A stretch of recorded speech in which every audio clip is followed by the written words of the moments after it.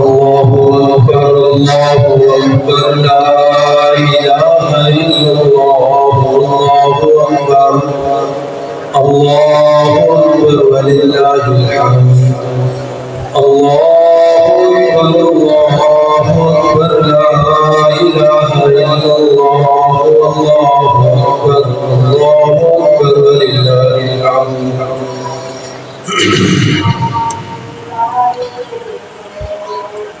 الحمد لله الحمد لله وكفى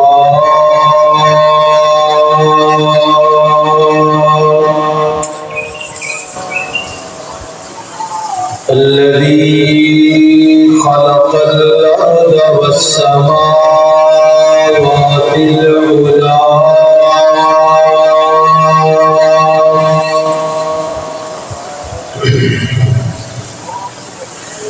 وبين الضلالة والهدى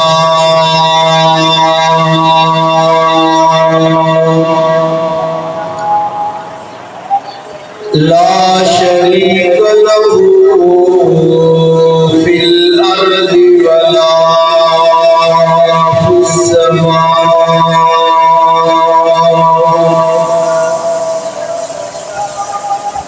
وله العزة وله العظمة وله الكبرياء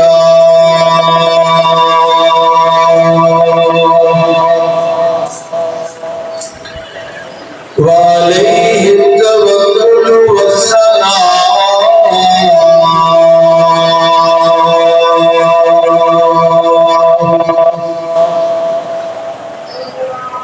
والصلاة والسلام على سيد الرسل وخاتم الأنبياء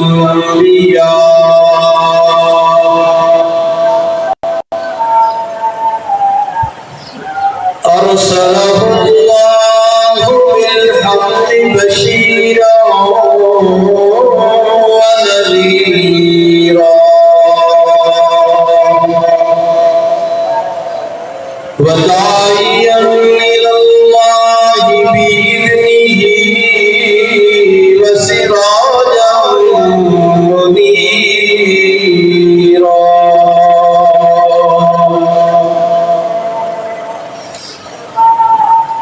وعلى آله وأصحابه الأتقياء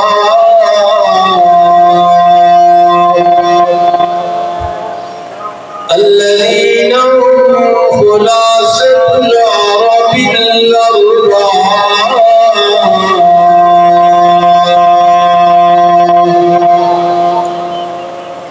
وخير الخلائق بعد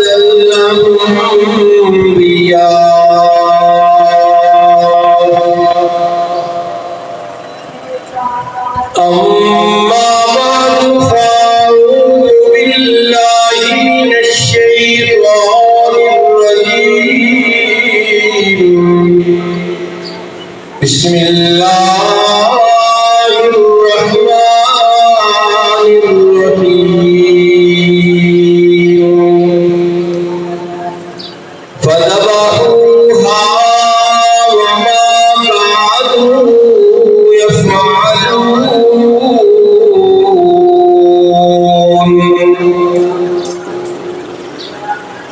صدق الله العظيم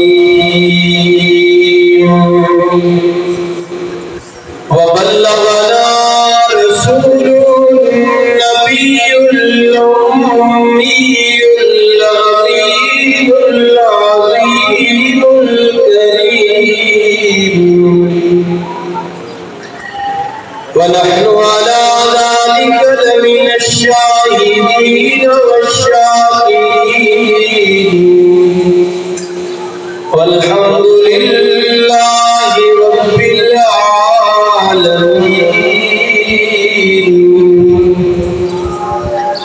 اللهم صل على محمد وعلى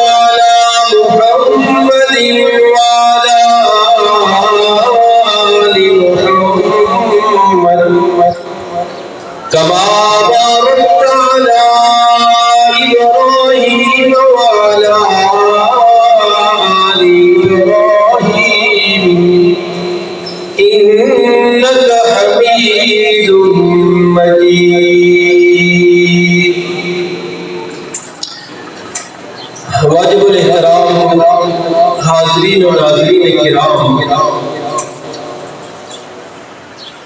مسلمان آج دنیا بھر میں لاکھوں کے حساب سے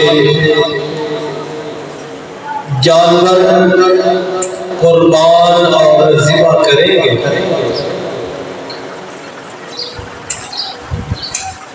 یہ اللہ رب العالمین کا حکم ہے اور اسی مالک الملک کی رضا مقصود ہوتی ہے۔ عید الاضحیٰ کے دن آج جہاں ہمارے ارد گرد بھی ہزاروں جانور ذبح ہوتے ہیں، ہم نے دیکھنے بھی ہے، وہیں آج اس مختصر سے وقت کے لیے قرآن حکیم کی وہ آیات مبارکہ منتخب کی ہیں جہاں ایک گائے ذبح کرنے کا تذکرہ ہے۔ سورت کا نام ہے سورۃ البقرہ، پہلا سپارہ ہے۔ یہاں ایک واقعہ ذکر ہوا ہے، ایک کہانی اور سٹوری آئی ہے جس میں ایک گائے کے ذبح ہونے کا تذکرہ ہے۔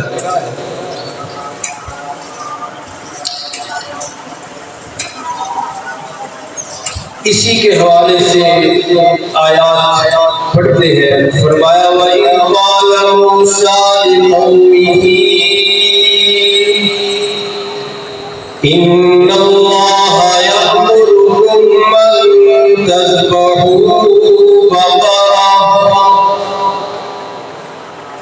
اور یہ واقعہ بھی قابل ذکر ہے جب حضرت موسیٰ علیہ السلام نے اپنی قوم سے فرمایا کہ ان اللہ یأمرکم ان تذبحوا بقرہ، بلا شبہ اللہ رب العزت تمہیں حکم دیتے ہیں کہ ایک گائے ذبح کرو۔ تفسیر کی کتابوں میں لکھا ہے کہ ایک مالدار بڑے رتبے والا بندہ قتل ہو گیا اور قاتل کا پتہ نہیں چل رہا تھا۔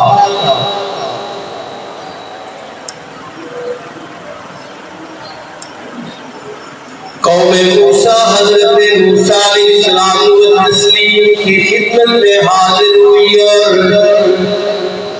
واقعہ سنایا سارا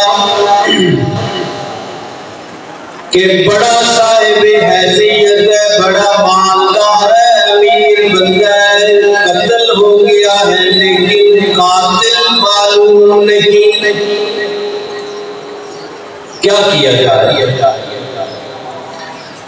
حضرت موسیٰ علیہ السلام نے رب العالمین سے گفتگو کی۔ آپ کریم اللہ تھے نا، اللہ سے باتیں کیا کرتے تھے، اللہ ان سے باتیں کیا کرتے تھے۔ یہ خاص رتبہ ہے حضرت موسیٰ علیہ السلام کا۔ قرآن حکیم نے کہا کلم اللہ موسیٰ تکلیما، اور اسی لیے آپ کو موسیٰ کلیم اللہ بھی کہا جاتا ہے۔ بات ہوئی اللہ رب العالمین سے اور آگے اپنی قوم سے اللہ کا حکم ذکر کرنے لگے۔ فرمایا ان اللہ یأمرکم ان تذبحوا بقرہ، تمہیں قاتل کی تلاش ہے، اللہ تمہیں حکم دیتے ہیں کہ گائے ذبح کرو۔ قالوا اتتخذنا ہزوا،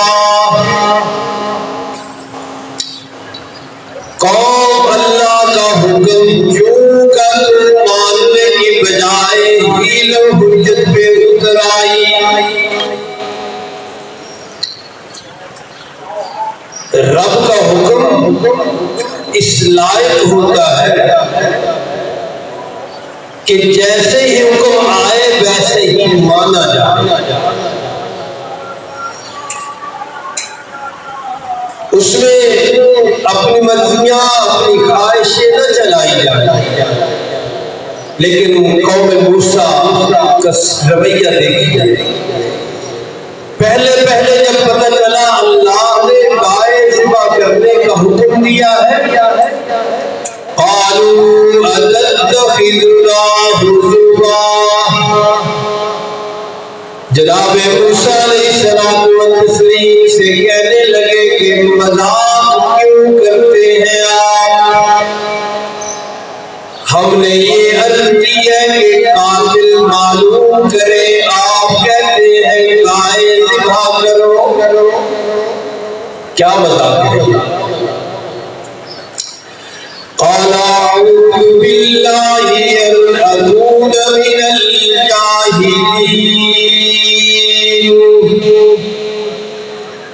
حضرت موسیٰ علیہ السلام نے فرمایا کہ میں اللہ کی پناہ میں آتا ہوں اس بات سے کہ میں جاہلوں میں سے ہو جاؤں۔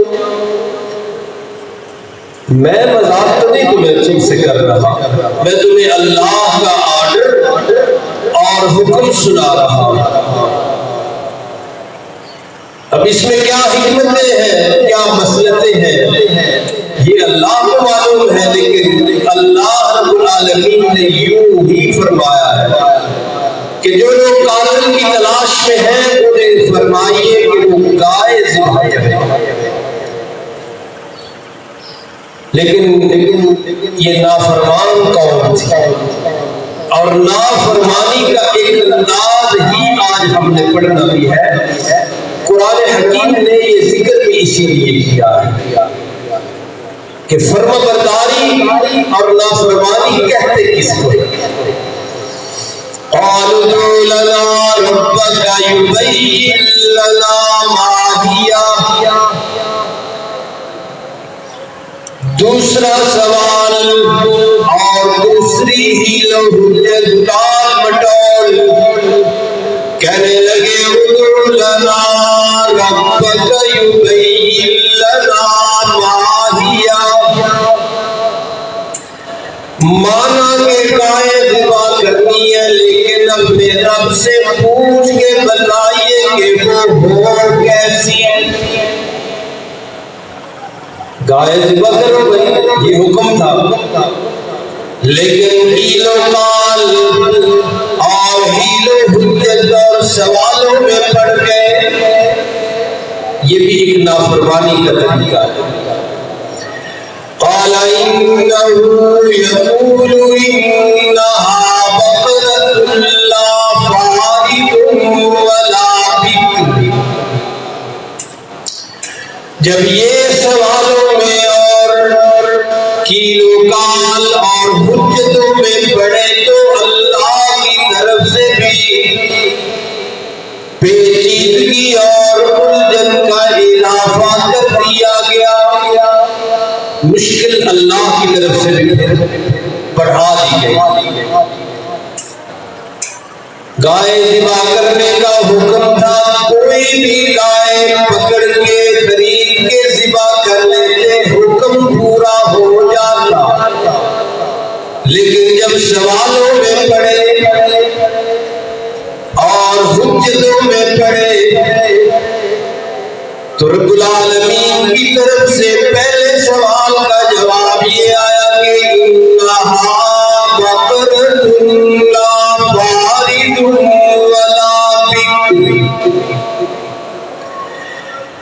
حضرت موسیٰ علیہ السلام نے فرمایا کہ تمہارا رب یہ فرماتا ہے کہ ایک ایسی گائے ذبح کرو کہ جو نہ گواری ہو نہ حاملہ ہو۔ اب اس طرح کی گائے تلاش کرنا کوئی آسان کام ہے؟ اوان بین ذالک، گوارے پن اور حاملہ پن کے درمیان والی ہو. مشکل بڑھ گئی. اور اس مشکل کا سبب کیا؟ یہ بیجا سوالات. فَفَعَلُوا مَا تُؤْمَرُونَ. حضرت موسیٰ علیہ السلام نے فرمایا کہ جس کا کہا گیا ہے وہ کرو. اب کر گزرو. تمہارے ایک سوال نے تمہاری الجھن بڑھا دی ہے، لیکن اب بھی کر لو گے تو بچ جاؤ گے.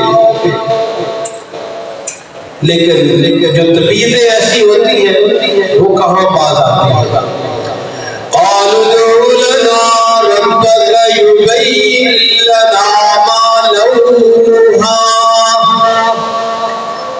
پھر ایک سوال حضرت موسیٰ علیہ السلام کی خدمت میں رکھ دیا. کہنے لگے ادع لنا ربك يبين لنا ما لونها. اپنے پروردگار سے اللہ سے پوچھ کے بتائیے اس کا رنگ کیسا ہو. خود ہی الجھن بڑھائی. حضرت موسیٰ علیہ السلام اللہ سے ہم کلام ہوئے. آگے بتایا کہ انہو یقول انہا بقرۃ صفراء. تم نے گائے کے رنگ کا سوال کیا ہے، تمہارا اللہ کہتا ہے کہ وہ زرد رنگ کی ہو. فاقع لونها تسر الناظرین. چمکدار زرد رنگ ہو جو دیکھنے والوں کو بڑا ہی اچھا لگے. اب دو سوال کر لیے، دو الجھنیں بڑھا دی، مشکلوں میں اضافہ کر لیا، لیکن اب بھی سوالوں سے باز نہیں آ رہے. قالوا ادع لنا ربك يبين لنا ما هي. ہیل و حجت والی طبیعت تھی، ہیل و کال اور سوالات کرنے والے لوگ تھے. کہنے لگے ادع لنا ربك يبين لنا ما هي. آپ نے رب سے پوچھ کے بتائیے کیسی ہو. گائے کیسی ہو پھر پوچھئے جا کے رب سے. ان البقرۃ تشابہ علینا. اس لیے کہ گائے کے بارے میں ہمیں کوئی سمجھ نہیں آ رہی کیسی اتباع کرنی ہے. یہ خود ساختہ الجھنے اپنے ہاتھوں سے مشکلیں پیدا کر رہے تھے. وَإِنَّا إِن شَاءَ اللَّهُ لَمُهْتَدُونَ. اور اگر اللہ نے چاہا تو ہم کوئی راہ پا جائیں گے، پتہ چل جائے گا ہمیں. لیکن ایک دفعہ پھر پوچھ کے آئیے. تیسرا سوال حضرت موسیٰ علیہ السلام پھر اللہ سے ہم کلام ہوئے اور آگے فرمانے لگے کہ انہا یقول انہا بقرۃ لا ذلول تثیر الارض. کہ تم نے تیسرا سوال پوچھا ہے، تیسری الجھن بن گئی ہے تمہارے لیے. اپنے ہاتھوں سے اپنی مشکلیں بڑھا رہے ہیں. رب العالمین فرماتے ہیں انہا بقرۃ، ایک ایسی گائے لو، لا ذلول تثیر الارض ولا تسقی الحرث، جو سدھائی اور سکھائی ہوئی نہ ہو. پہلے رنگ کا سوال کیا،